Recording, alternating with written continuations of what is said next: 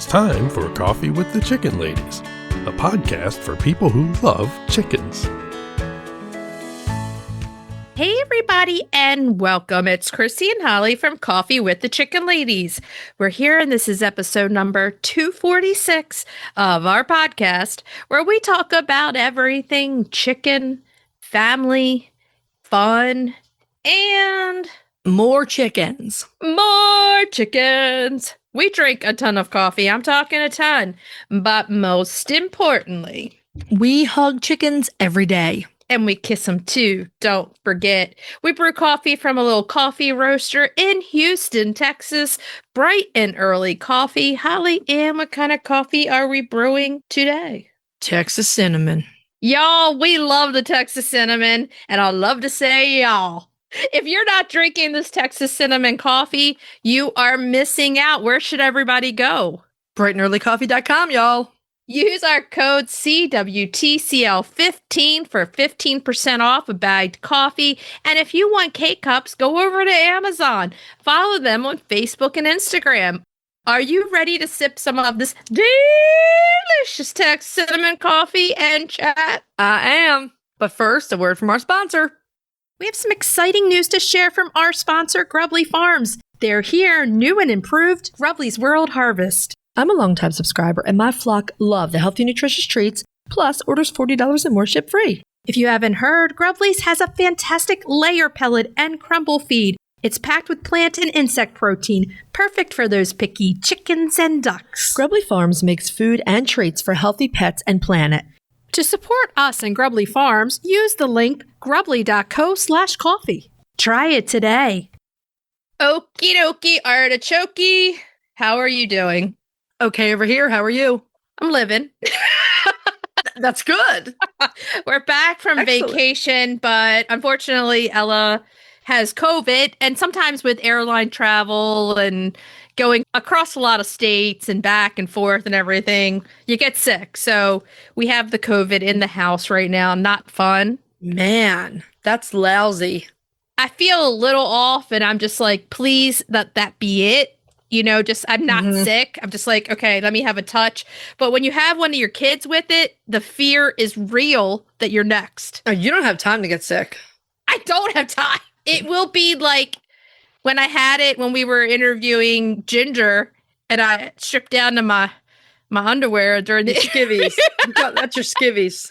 Stripped down to your skivvies and you were sweating like it was 100 degrees. And it was in January. That was not man. Good. I guess other people, well, we've told our Patreon people, but I was recently in the hospital with Lyme disease. Well, it took the hospital visit to figure out what the Lyme disease was, but file this under, if you and I can work in my hospital room and you can interview Ginger while you're sweating from COVID, you can go on. This show goes on no matter what. It always goes on, man. It always goes on. So yeah, I'm just like, okay, I want Ella to feel better. I don't want anybody else to get it. It's good to be home. It's cooler. All the babies, they're great. I'm happy to see everybody. I'm talking about feathered and furry. That's for sure. But yeah, what's going on your end? How are the ducklings? They are out in their run full time now. And the geese have finally figured out that that is the new duck home. Because remember the geese, before we built their big run around their house, they were in that run. Now, my question is, will they all know, like, the waterfowl, like, commune together? It's like, oh, you're like water, we like water, let's all get together. Right now, we're not letting them out together because the geese are going flying across the property, screaming at the top of their lungs, and they pace around outside of the ducks' run and honk at them in loud, threatening voices. They're like, get out of our house. Because they were in there before, and now they're like, no, that's ours. Even though they have their new big, humongous run, they're like, no, that is ours. Get those little things out of there. I'm waiting for one of the neighbors to knock on the door and say, what the heck is happening out there?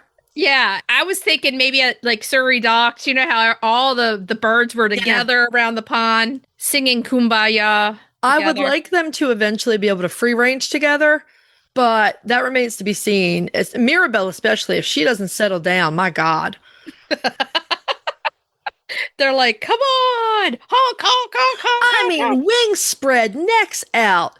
Luckily, so the duck run is double wire, so it's a small gauge wire, and that's over top of a welded 2x4 wire. Right. So the geese can't even stick their nasty little heads in there to bite at the ducklings, thank goodness. Thank gosh. They reserve that for the sheep. And the sheep just stand there. It must feel good. The sheep just stand there and let the geese nibble on them. Oh, so the sheep and the geese are getting together. They're like, okay. Yeah, and they're fine. They're fine. I mean, they're not in the same pasture together, but the geese just lean in and do their goosey thing. Speaking of geese, we got an email from Jeanette Behringer this morning. I don't know if all of you remember the heritage breed stamps. Chrissy and I got to go to the ceremony that was at Mount Vernon. That was super fun. Oh, yeah. The USPS had issued a set of heritage breed postal stamps. For 2026, the USPS is going to re-release a set of stamps right now, and the public can vote on it. Here's the website. You go to stampsforever.com. So you can vote for the heritage breeds. You can. And 4 of these stamps are poultry. Yeah, so if you want to send all your bills with chicken, that's the Wyandotte on it. It was the cotton goose. The cotton patch goose, the Cayuga duck. Yeah, and the Narragansett turkey. That's right. So if you want to be able to send those letters out, or if you collect stamps and you want to see the heritage come out again, go to stampsforever.com and vote for the heritage breeds because they sold out, I think, quicker than most did. Really fast. And you can actually vote as often as you like. You can just vote every day. You can vote once an hour. You can go vote. It would be great to have those out again. I never got any of them. Did you? No, I was too slow. Me too. By the time I wanted to buy some, they were already sold out. They sold out so quickly. Yeah. So that's kind of what's going on. Nothing else really is going on. And so on that note, if you're listening to our show and you're loving it, head on over to Apple Podcast and leave us a written review. Thank you to our latest review. It's from a registered veterinary technician who loves the show. Thank you. That means the world to us. And leave us a written review. It's a free way to help our show grow. And believe me, we love reading them. And really, it helps us grow a lot. And then while you're there, hit that subscribe button because you never want to miss the fun. And they count them. This vague and mysterious they. They count them. If you're looking for other ways to help support the show, you can tell a few chicken, duck, goose, or even turkey loving friends about us. You can share your favorite episodes on social media. You can become a patron of the show, patreon.com/coffeewiththechickenladies. Welcome to our newest patrons, and thank you to our old timers. The other thing you can do to help support the show is visit our website and our show notes, use our affiliate links and discount codes, and buy products from our sponsors. Yay! You know what I love when it's 95 degrees outside? Being inside. Well, that too, but I really love cleaning my igloo chicken coop. Yeah, it is so easy to clean. You don't have to break a sweat. And you can use a water hose or a pressure washer, so it doubles as a cool down. I also love those run covers. Oh man, the shade is superb. I go into the run to cool off. Yep, my flock's covered during the heat of the day, just chilling. Meanwhile, we're melting on the patio. Seriously, can we get in on this amazing coop design for ourselves? They're out there living the dream. So when it's pushing 100 degrees, the right setup matters. That's why we choose an igloo. Get your girls their own just in time for summer. Search Omelette. That's OMLET. Hey, Chris. Yeah. Do you like monthly subscriptions? Does it have anything to do with chickens? Of course. Then yeah. Let us take a minute to tell you about Chicken Love. You get a monthly Chicken Lady tee, treats for your flock, and a keeper care card. And did you know with every multi-month subscription, you get a free Chicken Love logo t-shirt? Really? Yeah. It's $36 a month with free shipping. What are you waiting for? Get off the nest and click already. That's chickenlove.com. That's chickenluv.com. Get your subscription today. The Breed Spotlight is brought to you by Murray McMurray Hatchery, defining quality for generations. For over a century, Murray McMurray Hatchery has remained a trusted family-owned business, working tirelessly to ensure our poultry meet the highest standards. Whether you are an experienced enthusiast or just embarking on the journey, look to McMurray Hatchery for guaranteed quality, rare, and heritage breeds, low minimums, and all the supplies you need to raise your flock. Request a free catalog today. This is a story of a breed spotlight, one that is very special. And so today's breed spotlight is The Welsummer. Yeah. This is one that's going to touch my heartstrings today. This is the first time that I've been able to redo this breed spotlight since losing Gertie. So here we go. Is it going to touch your heart or pull your heartstrings? Which one? Both. Whatever's correct, it'll do the opposite. Pull your heart and touch your strings. That's exactly right. So today we're doing the Welsummer, and everybody who's been a long-time listener knows. If you're a new listener, I had a chicken that I thought was an olive egger. She was a very different. She was in the olive egger bin. Yeah. Sophia picked her. And she looked different than all the other chicks. We brought her home, and she ended up being a chicken of a lifetime. And she had a lot of problems that she overcame. She lived 4 years. And when I lost her, it devastated me. I still cry about her. And she had a personality like no other. And she was a Welsummer. We had to figure that out, though, because she was supposed to be an olive egger. I would get text from you. Do you think it's this? Do you think it's this? What about this? Do you think it's this? Like, first of all, you're not going to find a Pana de Sanka in the bin at the mill. That's not happening. No. And then she's too big to be a brown leghorn. I mean, that went on for a while. And she kind of had white earlobes sometimes, but then she didn't have white eggs. She had like the terracotta speckled eggs. She had some white on her earlobe. She did, the red had some white on it. That's a whole thing, but she was a Welsummer for 100%, 100%. Aunt Holly took care of her a lot when she was sick too, when I went away, and Uncle Pete. So they had a bond with her also. So this one is going to be difficult, but the Welsummer deserves to be put back out there because it's a great chicken and everybody should have one. Think about this as a tribute to Gertie. Make it happy rather than sad, because my God, what a bird. The Welsummer is a Dutch breed that was developed in the town of Welsum. The Welsummer's primary purpose was, and still is, their richly colored brown eggs. They are a European heritage breed, though they're not, strictly speaking, considered a U.S. heritage breed. Nor are they endangered, so you're not going to find them on the Livestock Conservancy's list. They're pretty easy to find in feed stores and things, and for good reason. They can be shown because they were accepted into the American Poultry Association Standard of Perfection in 1991. We were freshmen in college. 1991. That's not that long ago. No. To be accepted finally into that. Well, they weren't the APA. here. They weren't here from the beginning of their life. They did arrive later. And I love this. And I checked the most recent standard, and it does still mention this. One of the neatest things about the Welsummer Standard of Perfection, their breed standard, is that it takes laying ability into account. A Welsummer hen should be an exemplary layer. And Gertie was. She was, yeah. She was. The Dutch farmers found that they could sell brown eggs for more than white. So financially speaking, the Welsummer was an important breed for Dutch farmers. So much so that there is even a pair of Welsummer statues in front of the church in Welsum. I love that. We need to make a pilgrimage there someday. Oh, yeah, definitely.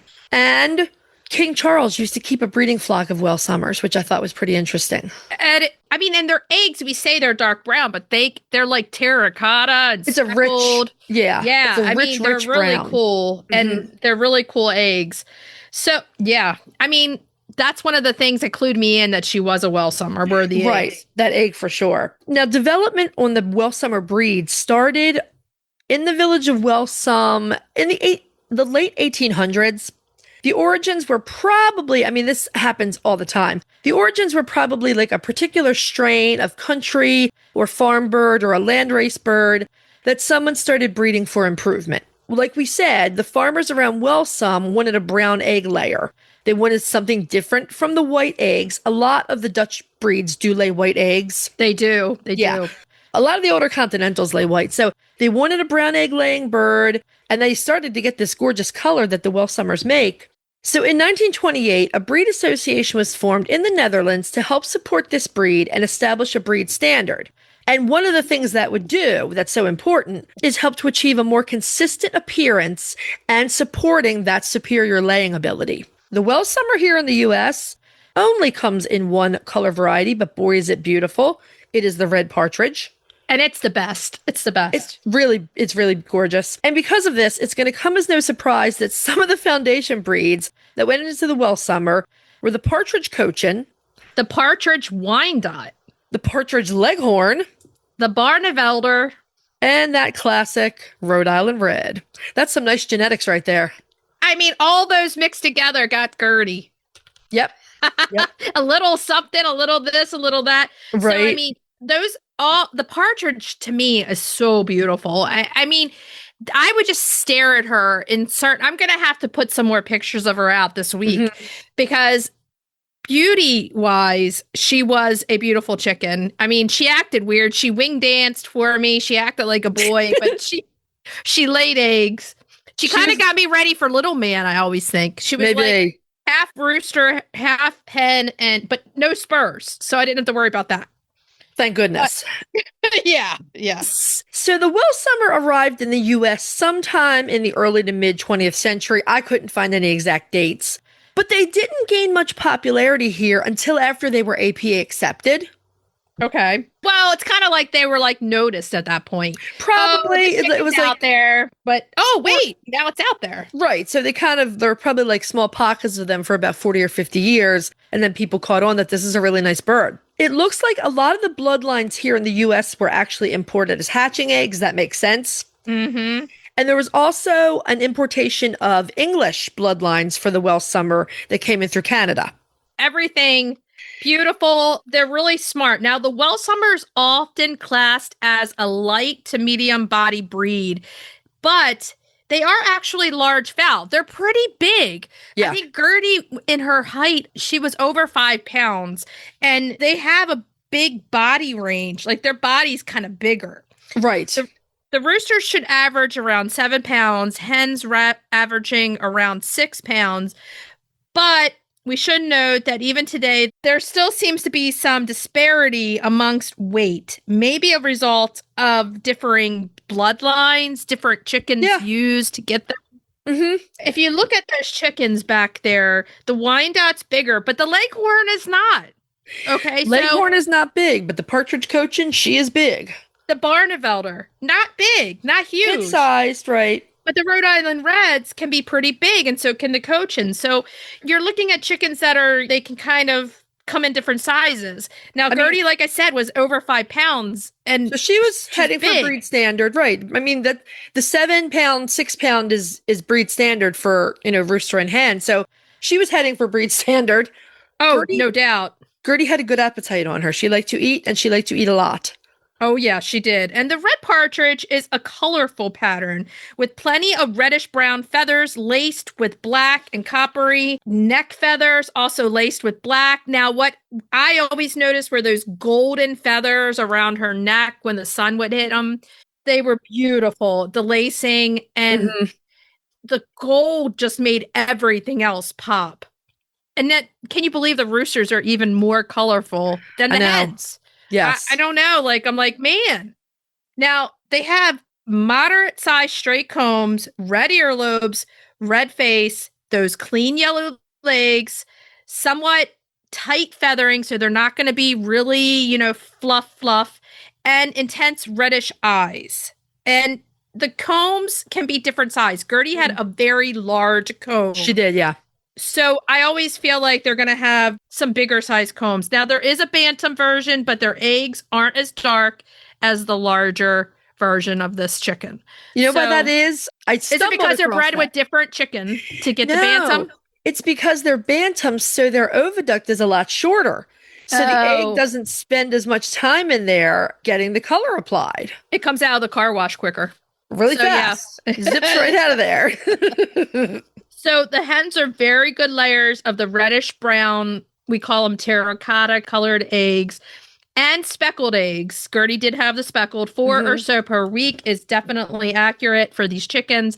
And they are known as non-setters, so they will not go broody. They do not have time for this. Well, I mean, the Dutch farmers purposely did that because they did not want. I mean, think about it. If they had cochin in there, they definitely needed some leghorn and some other things to get some of that broody out. Yeah. But if they were making their money off of brown eggs, these beautiful eggs, they did not want any hens going broody. They don't want them going broody. They want them laying throughout. So they were selected for non-broodiness. And you know, the thing is, the reason why Gertie was probably in the bin for the olive agar, because the Welsummer is used in breeding for the olive agar. Yeah. For that dark brown egg. Who knows how they end up in the wrong place? I mean, it could be a hatchery error. It could be a bunch of things, but it was fate. It was fate. There you go. I mean, and the other thing that I've noticed is they're highly intelligent. They have an excellent personality. They're friendly. They're really, really talkative. Great with kids and families. They are just amazing chickens all around. Now, will I ever get another Welsummer? It might happen, but I don't know yet. I don't know if I can. I'd had the Welsummer on my list for several years when you got Gertie, and I was like, oh, this just confirms that these are really neat chickens. Yeah. Very intelligent. I mean, you could see the wheels turning for her to figure things out. Pterodactyl screams. Yes. Ella came in the house one day, and she said, I just walked by Gertie, and she opened her beak and screamed at me. And I thought, oh, she's just exaggerating. That's funny, but she's exaggerating. And then I went out in the garage. Yeah, I got the scream. I got the scream. She did that because she lived in the garage so much because she was sick. She was special needs. Right. And so we would go out there and spend time with her all the time, and she would want food and treats. And that was her communication. She screamed at you. She would also chase you down if you were going to the refrigerator because she wanted you to throw her some kale. But she would run and slide. She would slide. Got to give you some kale after that. Oh, yeah. This bird does make a really good homesteading breed. They are really good foragers, so they're going to find some of their own bugs. They love to dig. They have some camouflage with all the, those colors. But like any bird, we would advise supervised free range. You don't want to lose them to predators. They're excellent show chickens. The Welsummers we saw at the Ohio Nationals were stunning. Absolutely beautiful birds. They kind of glowed with all that gold highlight. They are great in the garden.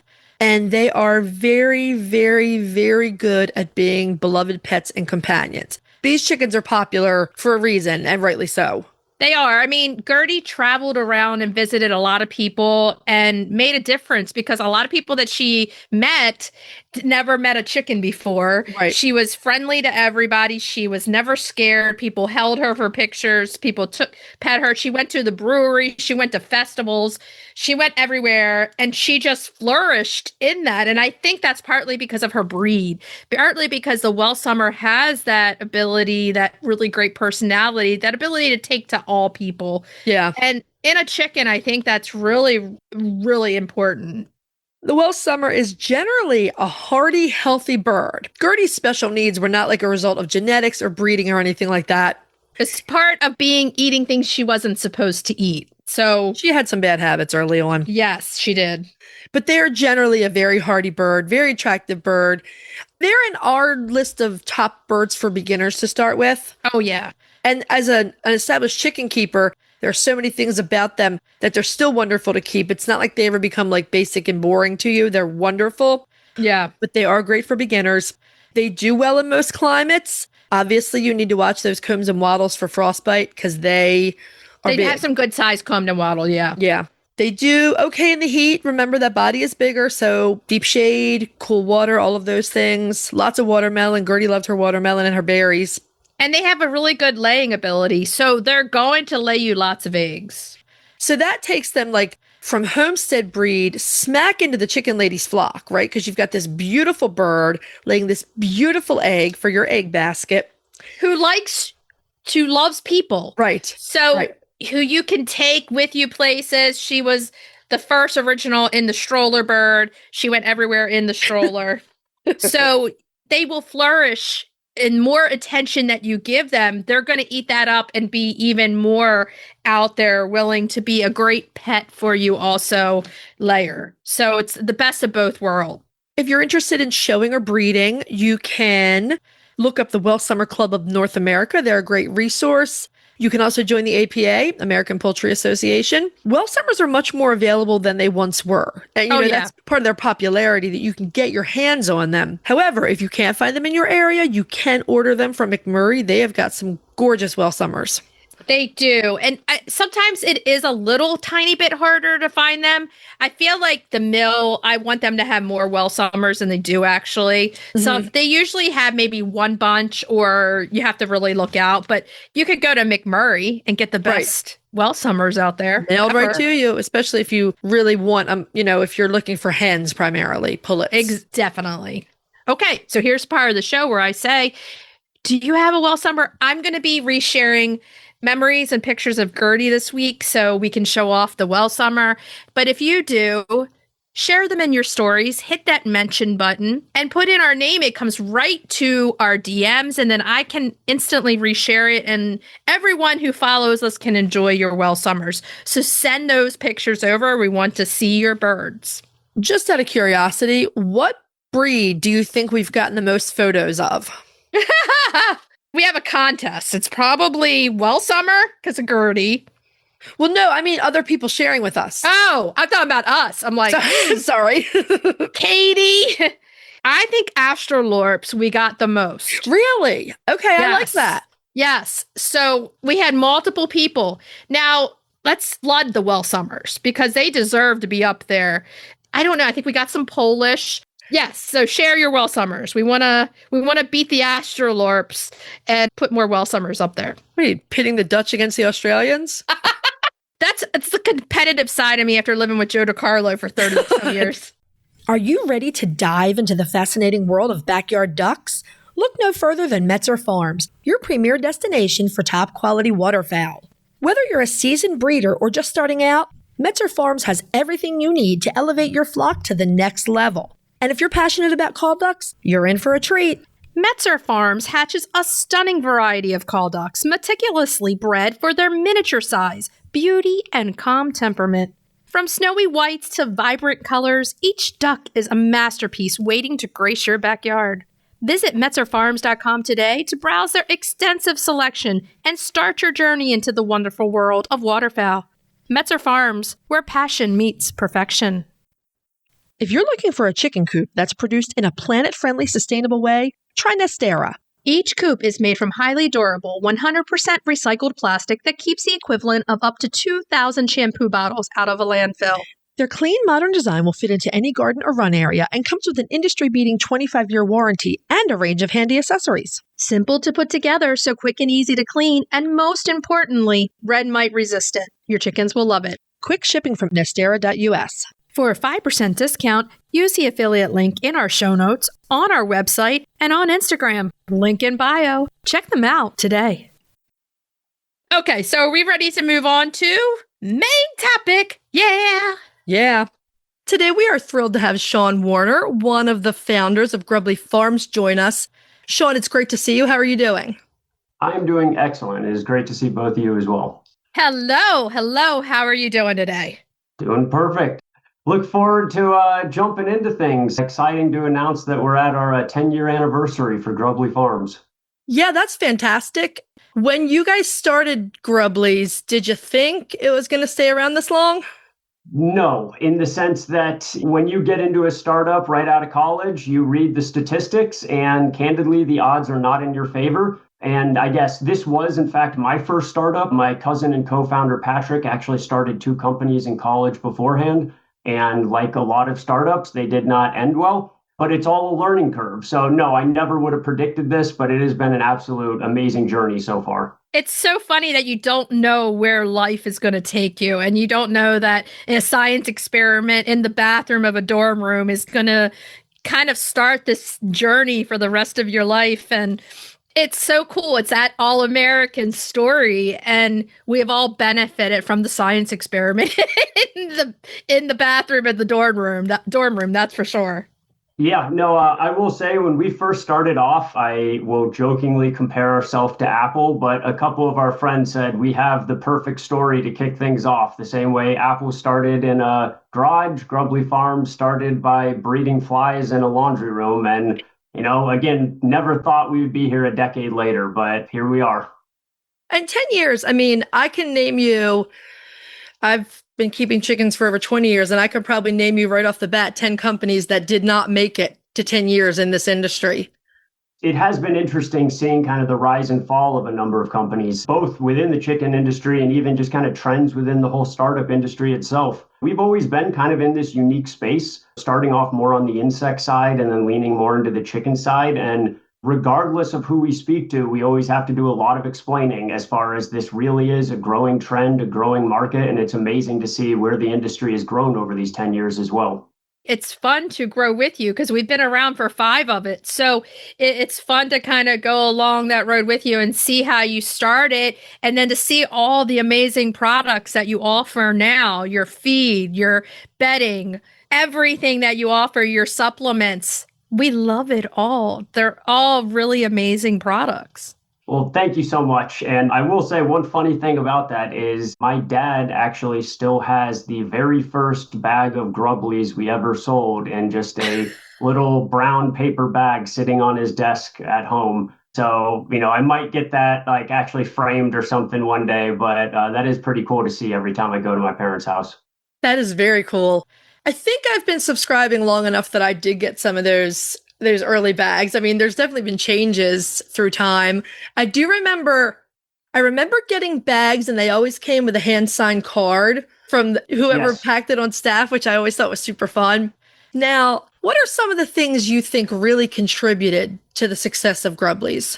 I will say timing is just a large factor, even removing ourselves. It's just looking at the growth of the industry. And that's both kind of on the insect side and on the chicken side. But specifically for pet chickens, when we first started actually selling Grubblies back in 2016, I think it was estimated that less than 1 million households had pet chickens. It might have even been closer to 500,000 households had pet chickens in the United States. And the APPA, which is the American Pet Products Association, they do a national pet survey every year. And the most recent data from 2025 suggests pet chickens now accompany or are at 17 million households in the United States. So they're actually the third most popular pet in the US behind dogs and cats, which is absolutely incredible. It's amazing. And we all know why. All of us chicken people know why. We welcome everything. What I want to do is ask you about the new products. Can you go through what you have to offer everybody? Yeah, so our goal over the past couple years has been really trying to become a one-stop shop for all things pet chickens. When we first launched Grubblies, we literally just had a single snack or treat line. And from there, we have expanded it into basically a full lineup. We have a handful of different treats, looking at the black soldier fly grubs. We have now a handful of different fully formulated feeds, ranging from either for layer hens and different textures, whether crumbles or textured feed. They're actually going to be launching and looking at a pelleted feed in the very near future. We also are catering toward kind of the chicken adjacent with our all flock for people that have duck, quail that need that slightly higher protein percentages.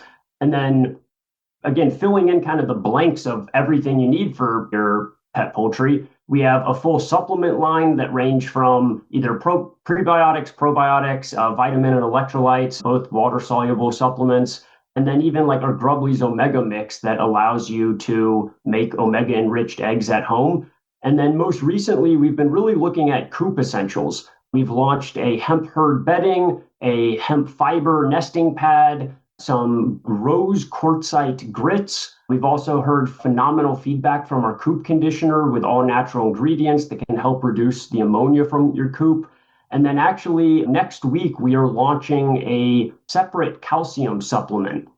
And it is a calcium carbonate that is actually carbon negative. It comes from the Bahamas, and it is oolithic aragonite, which is actually a more bioavailable than other calcium carbonate that's on the market. So we're pretty excited to get that launch next week. We're very excited.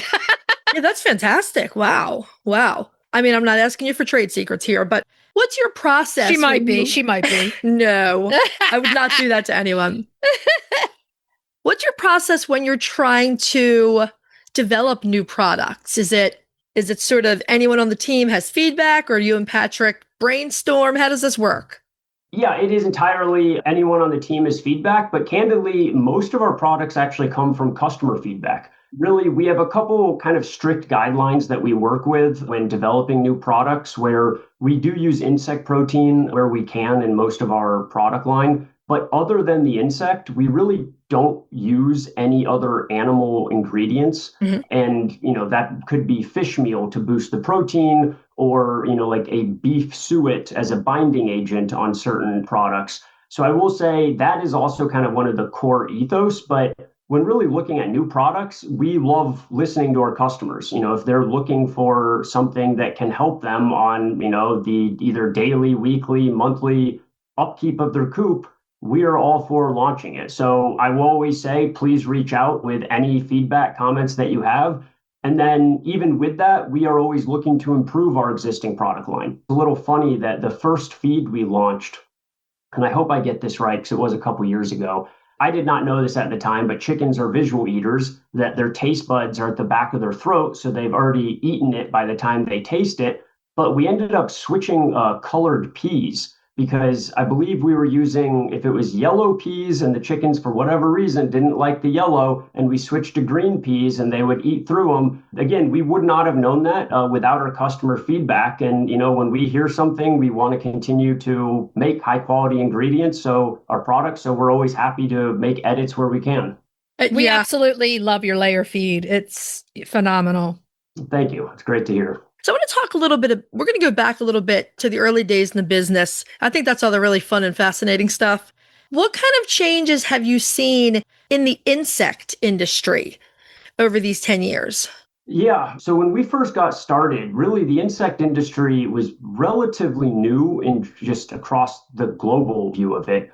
I think some of the earliest insect producers, and I say insect producers more at the commercial scale, if you want to really get into it, we've been growing insects at some scale for hundreds, if not thousands of years. But when looking at the commercial scale, the first big companies started sprouting up around 2009, 2010.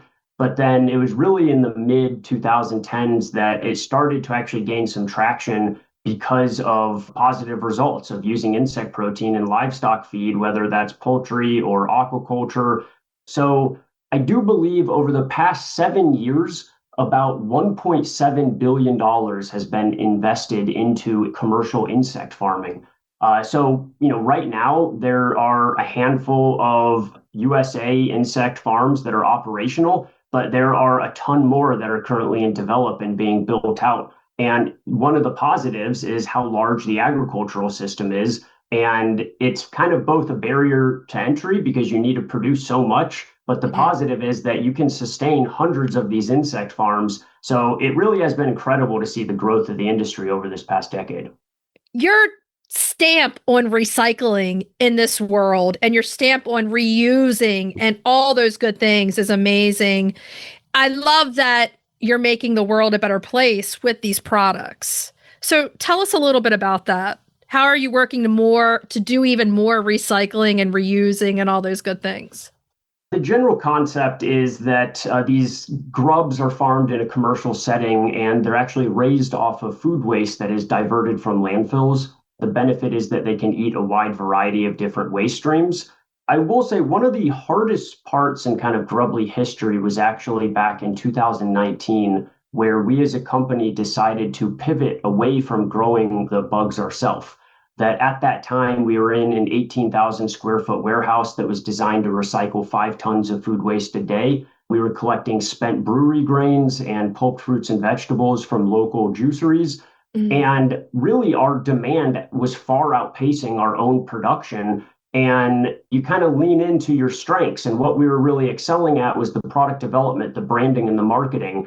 And I will say it really did hurt my soul a bit, shutting down the actual insect operation ourselves. But what I kind of told myself and told everyone else was, you could have the greatest idea or technology in the world, but if you can't get adopters to it, then it's pointless. And really what we were excelling at was really increasing the adoption of the actual grub protein and the grubs themselves. I jokingly say before we came out with Grubbly Farms and Grubblies, a lot of these insect manufacturers were trying to sell the product as maggot and larva. And I was just like, you're not going to get anywhere in Western society using those terms. So that's where we, I think, have really come into, we do not directly recycle the food waste ourselves, but by working with these insect farms around the world and in the US, we are helping contribute the growth of the industry as a whole. And I think to date, we've helped recycle over 60 million pounds, or diverting it from landfills, that is. That's an amazing amount. I just have this vision of the chicken lady going out.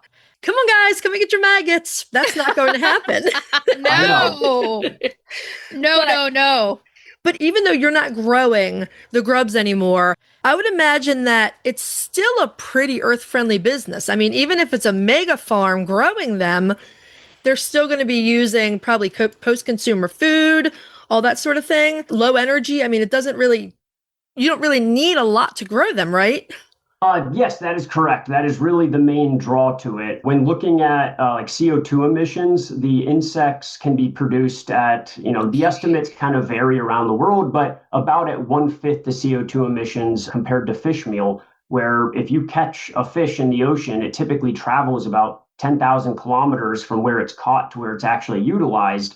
Most of these insect farms are actually being built right next to the food distribution plants where they collect their waste from. So it's really cutting down transportation, but it's really one of the most, if not the most efficient protein production on a per acre basis. Well, that's what I was going to say. You're giving individual farmers a chance to buy in and be a part of this big, greater thing. So you're actually spreading the love even more that way by giving more people an opportunity to farm with you and to do the things and reap the benefits. So it is a good thing. It does kind of keep it on a small scale, but to me, I like to think of sharing love. You're sharing that success with the world and all the other farmers out there. And hey, nothing better than sharing things with the farmers.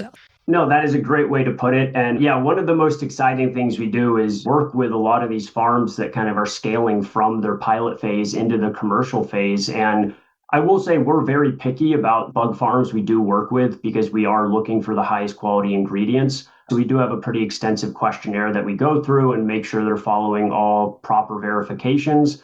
But one thing that we've also helped with is as there's been so many different insect producers around the world, by no means are we doing this ourselves, but kind of pushing a standardization as far as, what are some of the best drying methods to get the highest quality of grubs, to get that golden puffy look that customers are looking for.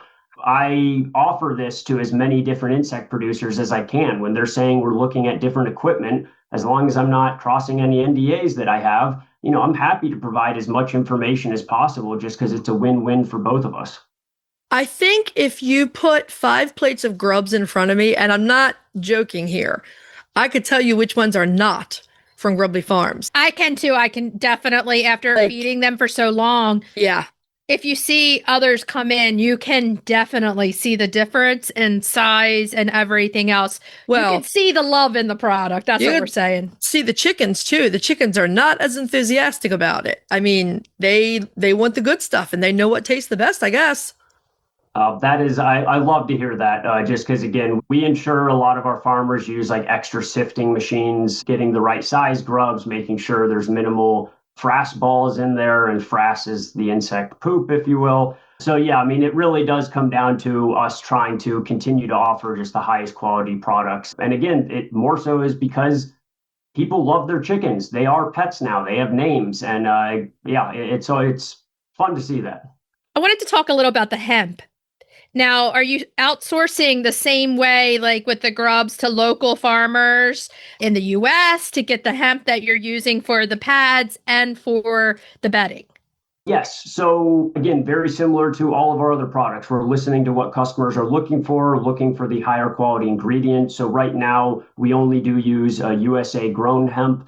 And one of the reasons we're using hemp versus some of the other bedding materials on the market is really its absorption. It can absorb, I believe, 400% compared to hay, and it makes for easy cleanup. And I will say there's another kind of funny thing as we're working with a handful of other hemp producers is the hemp industry is also kind of on the up and rise as well, that a lot of money is being put into it. There's a lot of different avenues, whether it's in construction, clothing, or animal bedding. But we're also kind of working with a lot of these people as they're scaling from their pilot facility to their commercial facility. And it's just interesting to see the parallels from the insect industry a couple years ago to the hemp industry currently. Oh, yeah. That's amazing. I'm sure that's really interesting. Where does hemp usually grow in the US? Is there a particular climate that it's tied to?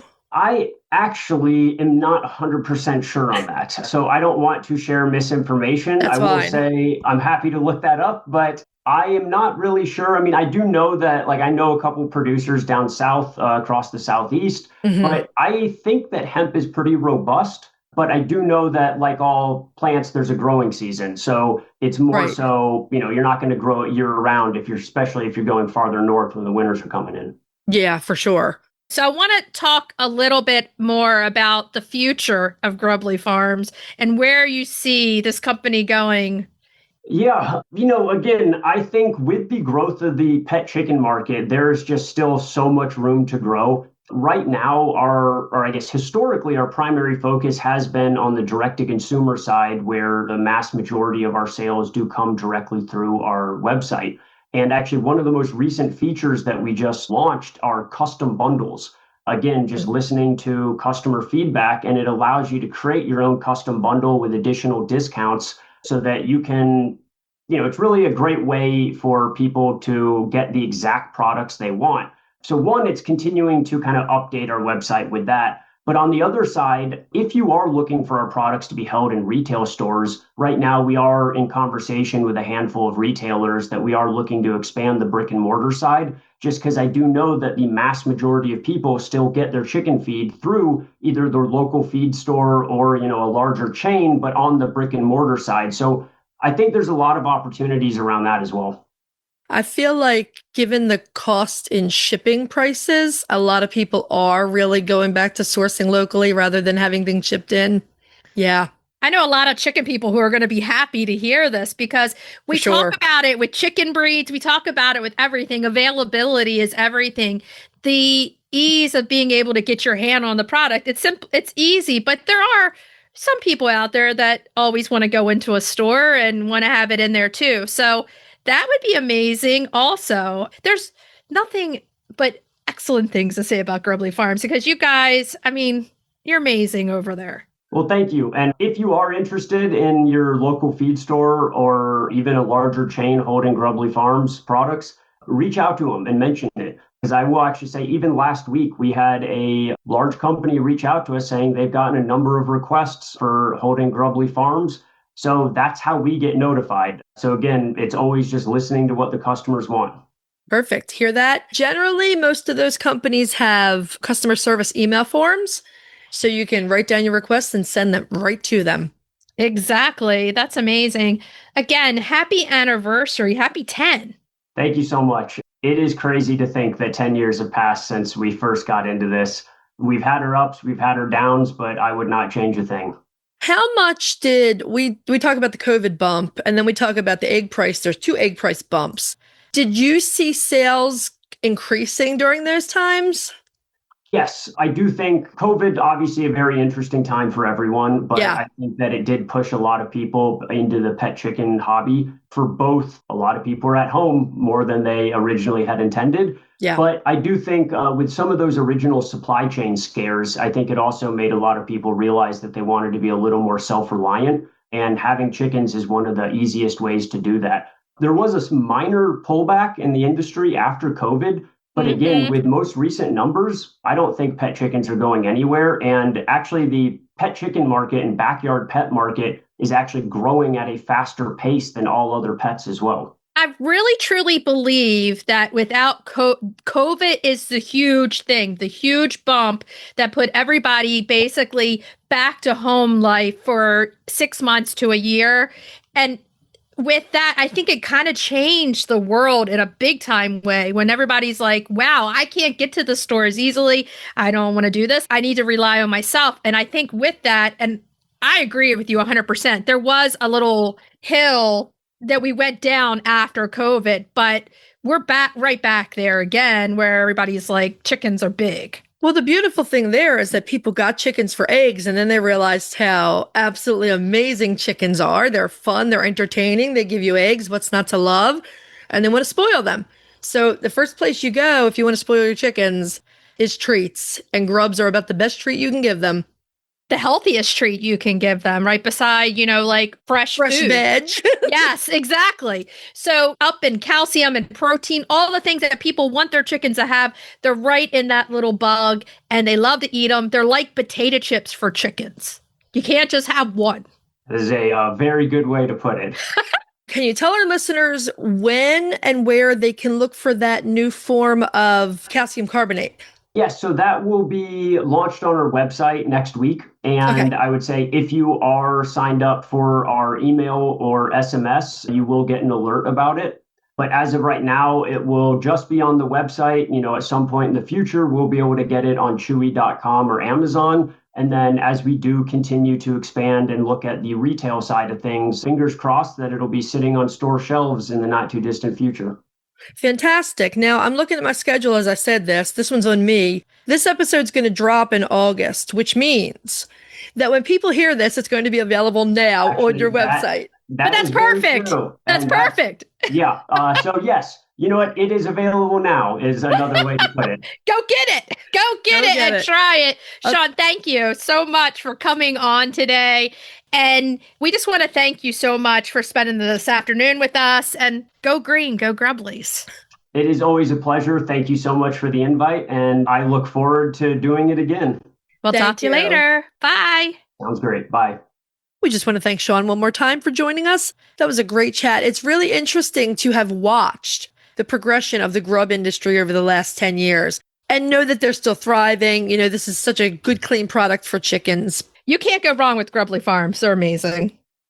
Our friends at Good Eggs solved the age-old question of how should I wash my eggs? They're chicken people just like us who created the original silicone egg scrubber. Both Chrissy and I use their brush and natural enzyme wash every time. It's a total game changer. It makes cleaning eggs so much faster and easier. Plus, they have a lifetime guarantee. Good Egg is a small family business right here in the U.S., and they donate 10% of all profit directly to folks affected by cancer. Go check them out at goodeggstuff.co. That's goodeggstuff.co. Tell them Chrisie&Holly sent you. Okay, so now are we ready for Cracking the eggs? Cracking those eggs. Now, we've been doing a lot of sweet treats because we got sweet tooth. We got a sweet tooth over sweet here. Teeth. But Sweet teeth. No, I didn't want to say that. Sweet we got a teeth. we got a sweet tooth, okay? So There's two of us. I know. It's not correct, grammatically speaking. We don't share one tooth. we share a tooth. Okay. So this week, we went with something a little bit more savory and something that's in season right now that in your farmer's market or if you're growing, you're going to have a lot of, and that is zucchini. So we're going with Italian zucchinis and egg skillet. It's Italian zucchini and egg skillet. Right. But you can use multiple zucchinis if you want to. You can, yeah. I mean, for a dish like this, I like tender zucchini. So like 2 or 3 baby or a medium and a baby or something like that. Keep in mind, like when you're at the farmer's market and you're seeing the jumbo zucchini and you're like, oh, that's so much cheaper. They're not as tender and soft inside as the smaller ones. They're perfect for like zucchini bread or things where you're grating them. If you're grating them, it's fine, but you don't want them if you're just going to be sauteing them. And no. Yeah, no. So let's go through the ingredients that you're going to need for this. A generous, and I'm talking generous, splash of olive oil, 1 clove of garlic, thinly sliced, 1 onion chopped, 2 small to medium zucchini, thinly sliced into rounds, 3/4 of a cup of marinara sauce, 2 15-ounce cans of Cannellinis. And I always call them cannelli beans, rinsed and drained, salt and freshly ground pepper to taste, a generous pinch of oregano, fresh or dried. You're also going to have 1 cup of shredded mozzarella or dairy-free mozzarella divided into 2, plus more for serving. So basically just give the whole bag out. And 5 large eggs at room temperature, shredded basil leaves for serving because you want it to look fancy. And taste really good. Oh, yeah. This is one of those, it's a 1-dish meal, but you're going to start on the stovetop and end up in the oven. Oh, yeah. Preheat your oven to 400 degrees Fahrenheit. You want a large oven-proof skillet. And if you don't have a large oven-proof skillet and you do have a Dutch oven, you can use that. It's kind of overkill, but you can still use it. Exactly. Heat your oil over medium heat. You're going to add the onion and cook for about 3 to 4 minutes, stirring occasionally. Don't let them stick until the onion starts to soften and brown. You're going to add the zucchini and cook that for about 5 minutes, stirring occasionally. Once that is starting to look like it's softening up, you're going to add those little bits of sliced garlic and cook that again, stirring pretty constantly for about 1 minute. You don't want anything to stick at this point. Your garlic will be the thing that burns and you don't want it to burn. That's why it goes in last. Yeah. Yep, exactly. Stir in the marinara sauce and the beans, season with the salt and the pepper, and bring this to a simmer. Once your skillet is simmering, you're going to stir about half of that cheese into this bean mixture, and then you're going to put the other half of the cheese just right on top. Right. Then you want to make 5 deep indentations into the beans. And I mean pretty deep, because you want this to hold the eggs. So make your indentations on the deep side and then crack an egg into each one, sprinkle with salt and pepper. I'm not sure why I went with 5 eggs. Maybe they fit best, but you could do 4 or 6. I can't remember why I went with 5. Yeah, I mean, either or, whatever fits in your pan will work. Right. So once you have your egg into those indentations, you're going to slide your pan into the oven and you're going to bake it to your desired level of doneness. So generally, if you bake it for about 8 minutes, the whites are going to be set, but the yolk is still going to be soft, runny, maybe jammy. If you want your yolks cooked through, 10 minutes or a little longer is where you want to go. But remember that ovens vary, sometimes a lot. So keep an eye on your eggs. It's not like a cake. It's not going to fall if you open the door and check it. Exactly. Once it's finished. No jumping. Oh, Pete always thinks that's the funniest thing. So if I have a cake in the oven, he tells the dogs, shh, they're running. Oh, my mom used to say that every time she put a cake in the oven, girl. No jumping, the cake will fall. I think it might have been my sister and I that were like, Mom, that's not true. We bake all the cakes all the time, and believe me, there's jumping. Now you're gonna serve this. You can serve it as it is, or you can serve it over potatoes or rice or pasta if you want to make it, a one dish meal, whatever you want. Even the beans make it a 1-dish meal because you have protein in your eggs and your beans. That's right. So, I mean, even if you do nothing else, still good. You could eat it that way the first night and then make some rice, potatoes, or pasta the second night and then have leftovers that way too. So you can make it stretch a little bit. It's pretty versatile and it's pretty healthy too. So yay. What do we call this? Yay. Italian zucchini and egg skillet bake. Woohoo. Take it to your bestie's house to talk chickens. Hey, it's good when you're bringing it over. Not now. We got COVID in the house. You can't come over now. No, not now. So try it. You might like it. Let us know what you think. It's another great way, an easy way to use your eggs, and it's different. It's a good way to use that clean protein from the eggs and just a different way. It looks different. It's a different type. Do it. Bonus if you can make it with your own zucchini and your own eggs. Heck yes. Okay, so let's move on to retail therapy. Retail therapy. Yeah. We like themes. I say this all the time because we do. So this week's retail therapy, we are mentioning a new product from Grubbly Farms because, hey, in case you didn't know, we want to let you know that now Grubbly Farms carries hemp bedding. And if you're a fan of hemp bedding, get it at Grubblies because it's amazing stuff and you want to. They sent a couple of bags over for us to try, so give our honest review.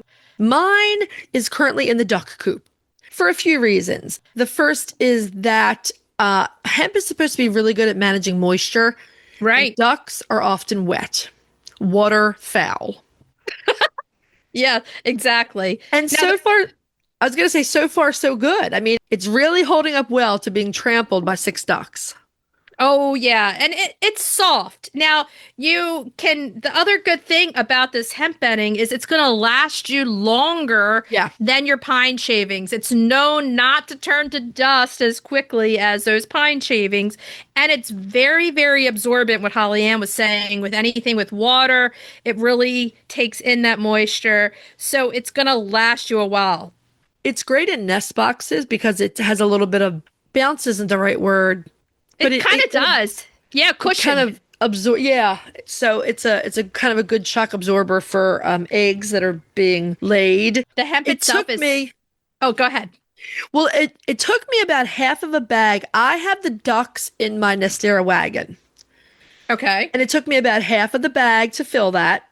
What I would call my summer layer. Winter, it's about double. But for right now, about half a bag filled it. So I've got another half a bag when I'm ready to clean or change out or just top off, however I decide to do it. And when I spread it, it was not a lot of dust. No, it's supposed to be really not a lot of dust. It's also pesticide free. And it's from farmers right here in the USA. Yeah. So you're supporting farmers that are here in this country. It's amazing. It's a really great product. And it is available. It's not available at this exact moment on Amazon, but it will be. I went over to look. It's there, but it's currently not available. So you can get it on the Grubblies website. And other thing we didn't mention is it's great for deep litter because it's going to last you a longer time. So, try it. It's a great product. We love it. Our birds are loving it.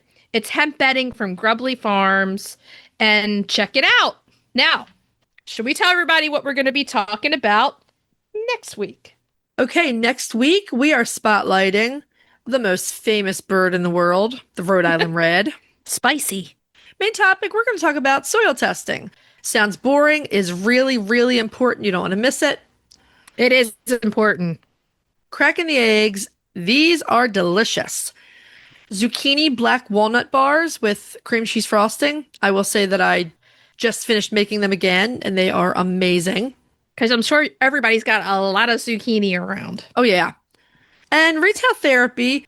Our wonderful Carla gave us this idea, and it actually ended up being a lot of fun. We're doing chicken alarm clocks. Cock-a-doodle-doo! Wake up! Do any of them crow? I'm sure they do. Oh, good stuff. Okay, so what should we tell everybody to do until next week? Hug your chickens, ducks, and geese. Every day and kiss them too. We'll talk to you next week. Bye-bye. Bye. If you'd like to see more of us, please follow us on Instagram at Coffee with the Chicken Ladies. If you'd like to help us grow the podcast, please leave us a written review on Apple Podcasts. If you'd like to become a patron of the show, please visit our Patreon page, patreon.com/Coffee with the Chicken Ladies. Thanks for listening.